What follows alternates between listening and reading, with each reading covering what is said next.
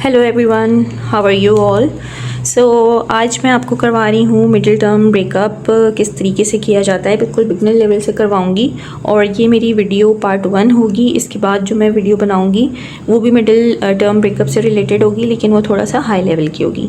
ठीक है, basic level अभी मैं आपको समझाऊँगी, क्योंकि जो बिगनर्स होते हैं उनको बहुत मुश्किल होती है और उन्हें थोड़ा सा ये होता है कि नहीं समझ में आ रहा है, या फिर प्रॉब्लम साइन में आ रही होती है, कोई साइन का इशू आ रहा होता है, प्लस माइनस का इशू आ रहा होता है।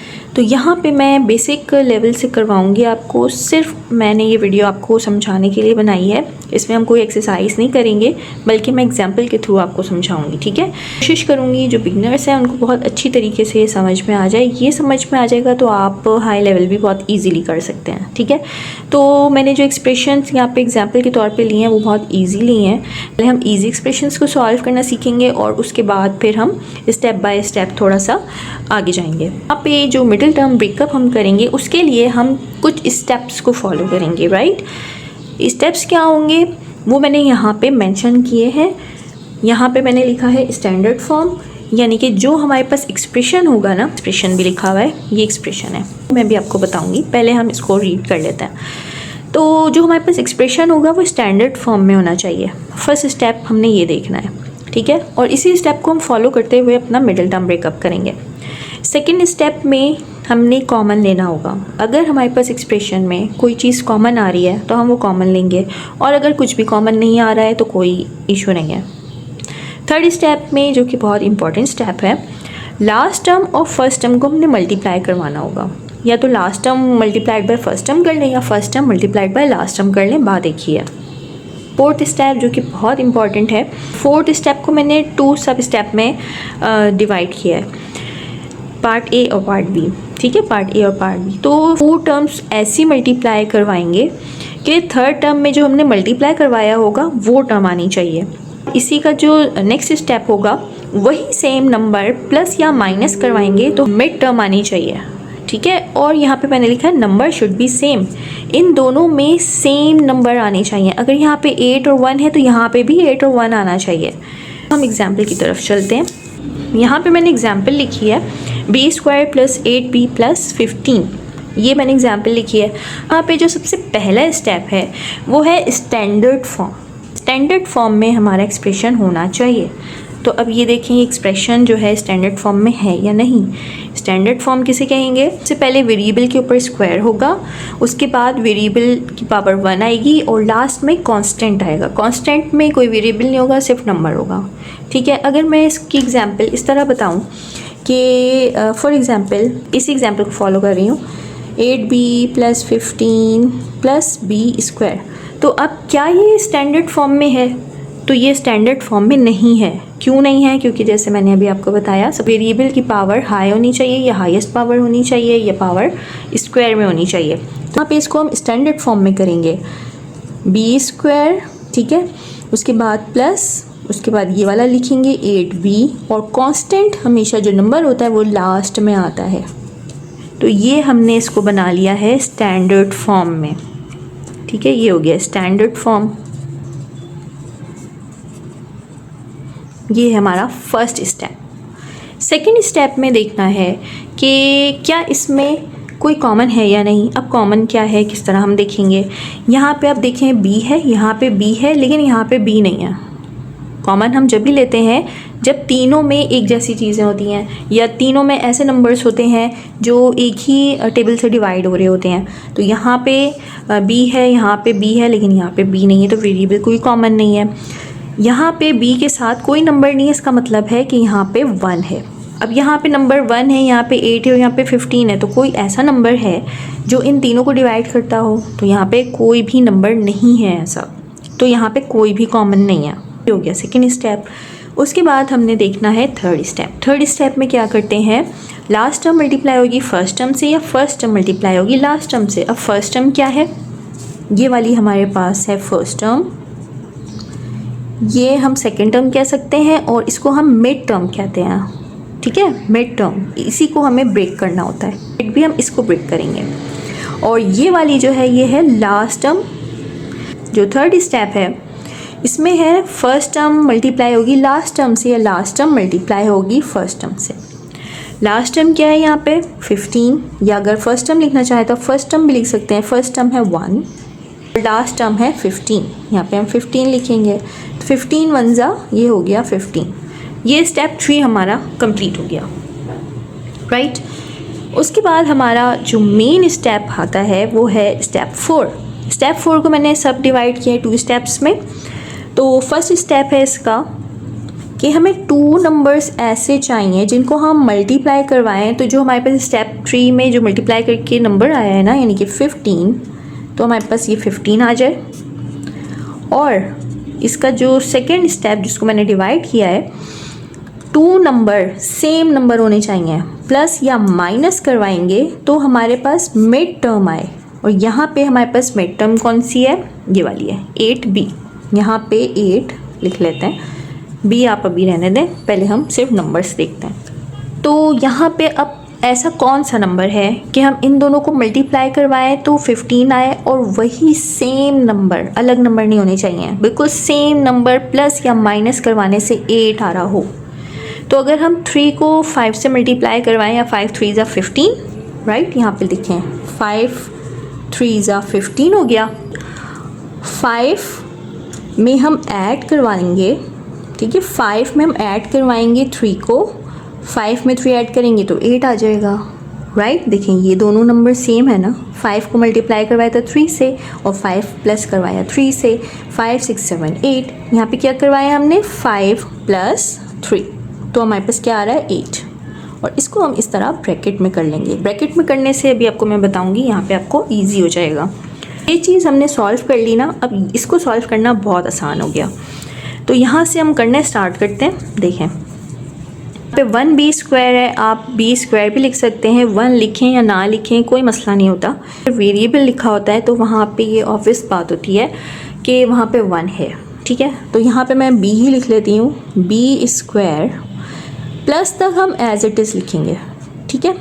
अब हम इसको ब्रेक कर रहे हैं ना, इस वाली टर्म को हम ब्रेक कर रहे हैं, इसको 8b को, ठीक है, इसको हम ब्रेक करेंगे या स्प्लिट करेंगे। तो यहाँ पे हम ब्रैकेट लगा लेते हैं। और यहाँ पे हमने क्या किया था, 5 प्लस 3 किया था जब ये 8 आया था। तो यहाँ पे हम क्या करेंगे, 5 और साथ में यहाँ पे जो भी वेरिएबल लगा होगा ना, यहाँ पे b है तो यहाँ पे हम b लगा देंगे। तो 5b प्लस यहाँ पे क्या किया था 3 के साथ भी हम वेरिएबल लगाएंगे b, जो भी यहाँ पे लगा होगा।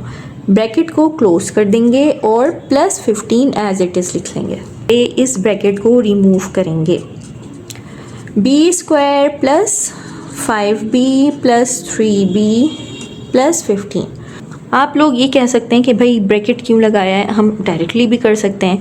यस, आप डायरेक्टली भी कर सकते हैं, लेकिन जो बिगनर्स होते हैं ना, तो वो थोड़ा सा कंफ्यूज हो जाते हैं, क्योंकि अभी तो यहाँ पे प्लस का साइन है, लेकिन जब माइनस का साइन होता है तो वहाँ पे कंफ्यूजन हो जाती है कि प्लस का साइन आएगा या माइनस का साइन आएगा, ठीक है। तो इसीलिए मैं आपको यही प्रेफर करूँगी, लोग ब्रैकेट का यूज़ करें। ब्रैकेट यूज़ करने से एक सेफ साइड हो जाता है कि नहीं, अब हमारा जो है साइन गलत नहीं हो सकता है, ठीक है। अब यहाँ पे हमारे पास ये 4 टर्म्स आ गई हैं, हम पेयरिंग कर लेंगे, इन दोनों का पेयर बनाएंगे, इन दोनों का पेयर बनाएंगे, इस पेयर से कॉमन लेंगे, फिर इस पेयर से कॉमन लेंगे। तो यहाँ पे कॉमन आ जाएगा b, ठीक है, b, फिर ब्रैकेट लगाएंगे और यहाँ पे क्या रह गया, b प्लस 5 और ब्रैकेट क्लोज कर देंगे। ये भी यहाँ पे क्यों नहीं लिखा, क्योंकि b हम बाहर कॉमन ले चुके हैं, ठीक है। यहाँ पे आ जाएगा प्लस का साइन। अब यहाँ पे देखें 3 है और यहाँ पे 15 है, 3 1 ज़ा 3, 3 5 ज़ा 15, यानी कि हम 3 तो कॉमन ले सकते हैं। तो 3 हम यहाँ पे लेंगे, 3 कॉमन, ब्रैकेट लगाएंगे, यहाँ पे क्या रह गया, b प्लस प्लस प्लस रहेगा और यहाँ पे आ जाएगा 5, ठीक है। अब देखिए ये वाला ब्रैकेट और ये वाला ब्रैकेट सेम है, b प्लस 5, b प्लस 5, ये दोनों का सेम होना बहुत ज़रूरी है। अगर ये सेम नहीं होगा ना, तो इसका मतलब है आपने कोई गड़बड़ कर दिया है, ठीक है। तो सेम होना बहुत ज़रूरी है। अब यहाँ पे 1 टाइम हम ये लिख लेंगे b प्लस 5 और 1 टाइम हम यहाँ पे लिखेंगे b प्लस 3, ये b और ये प्लस 3, ठीक है। आप इसको इस तरह से भी लिख सकते हैं, और आप b प्लस 3 पहले लिख लें और b प्लस 5 बाद में लिख लें, तो ये आप आगे पीछे कर सकते हैं, ठीक है। तो ये हमारा हो गया है कंप्लीट और यही इसका आंसर है। हम सेकंड एग्जाम्पल की तरफ चलते हैं। ऑल्दो ये एग्जाम्पल मैंने एक एक्सरसाइज से लिए हैं, लेकिन फिर भी चलें। अब मैं एक माइनस का करवा देती हूँ, ठीक है। फॉर एग्जाम्पल नंबर 2 है c² minus 9c plus 20। Steps को फॉलो करेंगे। सबसे पहले स्टैंडर्ड फॉर्म देख लेते हैं, स्टैंडर्ड फॉर्म में है या नहीं।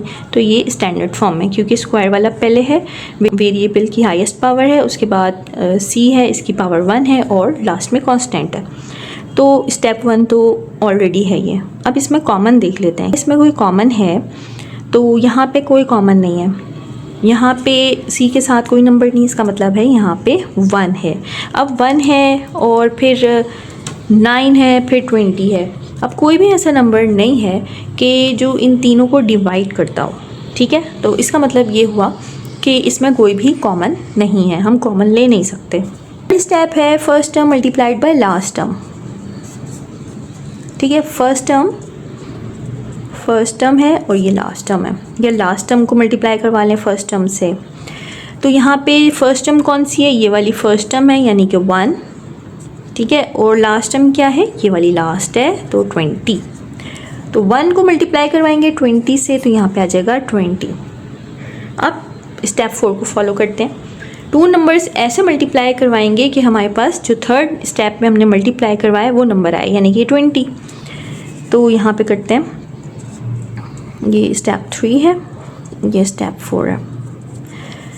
2 नंबर्स को मल्टीप्लाई करवाएं कि 20 आ जाए, ठीक है। और सेम नंबर, अलग नंबर नहीं होने चाहिए, सेम नंबर प्लस या माइनस करवाएंगे तो हमारे पास मिड टर्म आए। मिड टर्म किसे कहते हैं हम, ये, ठीक है। 9c ये हमारे पास मिड टर्म है और इसी को हमें स्प्लिट करना है या इसी को हमें ब्रेक करना है। तो ये कौन से ऐसे 2 नंबर हैं जिनको हम मल्टीप्लाई करवाएं। देखिए अगर हम 5 4 और 20 आता है, 5 को मल्टीप्लाई करवाया 4 से तो 20 आया, और 5 में ऐड करवाएंगे 4 तो 9 बन जाएगा, सही है।